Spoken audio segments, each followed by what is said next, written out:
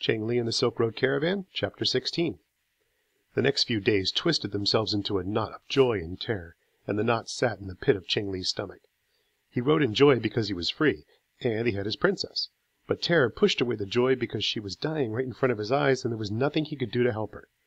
Her arm burned red and angry, the wound reeked with ugly green slime, and fever racked her body. Sometimes she knew who he was, but mostly she lay slumped across the horse's neck, and Chengli hung on to her so she wouldn't fall off. Thoughts in his head changed with the rhythm of the horse's progress down the mountain. He knew that Master Fang's caravan should still be in Kashgar. They would be watching the high western mountains, waiting for the snow to melt and the trail to open. Chengli knew he could reach Kashgar if he kept going, with the sun coming up on his left and going down on his right. "Mei Ling," he said as he tried to keep her awake on the ride. "Mei Ling, I know I should call you Princess, but I've stopped thinking of you as Princess. You used to be so awful. Do you remember those days?" He chuckled, recalling her demanding voice. She made no sign of hearing him. He wondered if she heard anything in her feverish state. They rode along with nothing in sight but endless ridges and stretches of forest that gradually gave way to slopes as barren and brown as the desert below. Chengli talked, hoping she could hear. "I started out to rescue you because I felt guilty.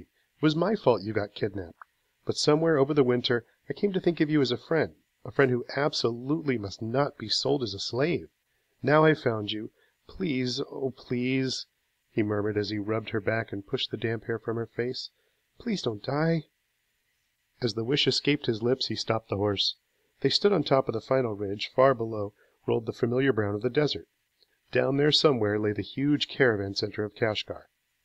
Kashgar reigned as the fabled city where all caravan routes from all the mountains and deserts, east, west, north, and south, came together. Kashgar, hemmed in on three sides by mountains that reached into the clouds on the fourth side by the endless shifting sands of the Taklamakan Desert. Chengli looked across the distance at the white snow peaks that ringed the desert as far as he could see and blocked all caravan travel. When that snow began to melt, caravans could move again along the trails. But spring had yet to come to the high mountains, and the white line of snow hovered just above the city. The caravans waited. Master Fang's group must be somewhere in the crowd. By evening, the exhausted horse and riders had reached the first caravan field. "Master Fang! Master Fang!" Chengli called out right and left. No one answered. He'd forgotten the stink of the field packed solid with camels and donkeys. He gagged, but kept moving and calling out. He fought to hold Mei Ling steady. He called out again. "Master Fang! Uncle Tao! Abdul! Bori! Are you here?" "Here! Over here!" came a reply at last. "Who seeks Master Fang's caravan?" Chengli guided the horse toward the voice. "Help us! Oh, please help us!" He stopped the horse and whispered, "I am Chengli, the one who disappeared at Kucha. I have the girl, but she is dying. Maybe she's dead." He felt strong arms pulling Mei Ling out of his grasp. More arms lifted him out of his saddle. He was asleep before his feet touched the ground. He slept until someone shook him, and daylight warmed his face. Uncle Tao. Dear, friendly, rough and wrinkled Uncle Tao, his hair still black, his beard still white, sat beside him, filling the tent with the comforting smell of a familiar friend. "I have tended the little slave girl," he said. "Her arm is damaged, but she lives. I have washed the wound with freshly boiled water and dressed it with ointment. Now we must wait." He sighed. "We have little else to do here but wait. We wait for news of our master." "Is it true he has vanished?" Chengli asked. "True indeed. The nomad king came to claim his bride, and we had no bride to give him. Master Fang did not want to die, so he disappeared instead." Chengli sat up. "Uncle Tao, where can he be? He can come back now. The slave girl you're nursing is our princess. I found her. She's here now. Master Fang will be safe." A rough voice broke apart their conversation. "Here he is. Arrest him!" Fourth brother, with the same sneer on his face and anger in his voice, pushed past Uncle Tao, grabbed Chengli by the shoulder, and pulled him to his feet. Behind fourth brother came two rough policemen, their long tridents announcing their authority. "He crept in last night in the dark," fourth brother said to the police, "hoping I wouldn't notice. He's the one you want. I saw him ride off from Kucha with a stolen horse and the imperial princess. Arrest him!" "That's not true!" Chengli coughed in his exhaustion, but the men held him fast. He glanced in disbelief at fourth brother, and then whispered back to Uncle Tao, "Take care of the girl. I'll be right back." But he didn't come back. Instead, he sat huddled against the wall of a dark, damp cell and tried to figure out where things had gone wrong. He got up and banged his fist against the door of his cell, yelled out his innocence. No one came. No one listened. He sat alone in the nearly complete darkness of a dirt cell. Footsteps sounded in the outer corridor. They stopped outside his cell. "Get up, boy," a voice ordered. "The magistrate, Judge Yen, will see you now." The guard yanked open the cell door, pulled Chengli to his feet, and walked him down a narrow passageway and out across a courtyard. Sunlight glared against his face.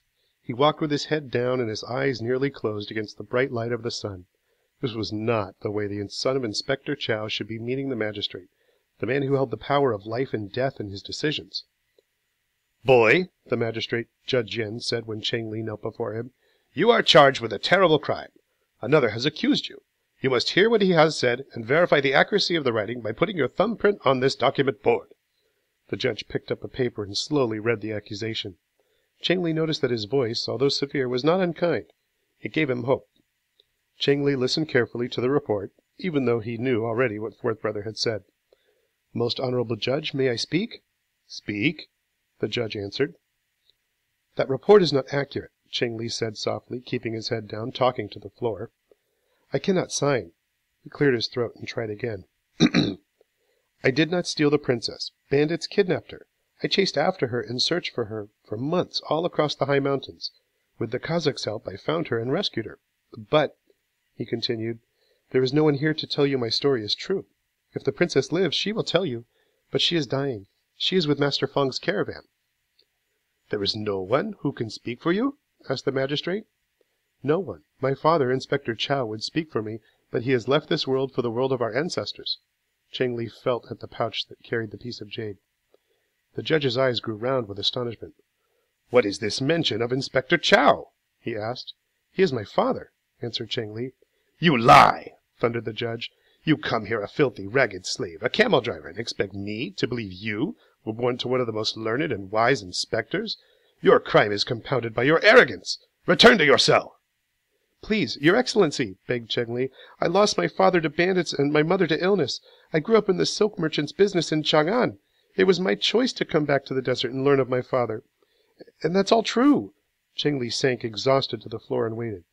"You expect me to believe all that?" asked the judge. "Just because you share the same family name of Chow does not prove you are his son." Chengli rubbed the jade at his side, remembering the coolness it had given him the first time he held it, and decided he must take a chance. "I have only this piece of jade that I am told once belonged to my father." He took out the talisman and handed it to the judge. "I do not know if it's important, but it's all I have." The judge inhaled and then whispered, "I know that jade." Chengli stiffened with surprise and waited. "There is more to this story than one piece of broken jade," continued the judge. "But since you deal here before me awaiting a trial of life or death, I will keep silent until we work through the trial. If you live, we will speak more of this matter. If you die, you will not care about one piece of broken jade." Judge Yen stood and drew in a long, slow breath. "To prepare for a life and death trial, I must spend 3 days reviewing your case, without eating meat or listening to music. I must consider my thoughts and the wisdom of the heavens. I must listen to the spirits for guidance." He moved toward the door. "In the meantime," he added, "you may keep the jade." The guards marched Chengli back to his cell.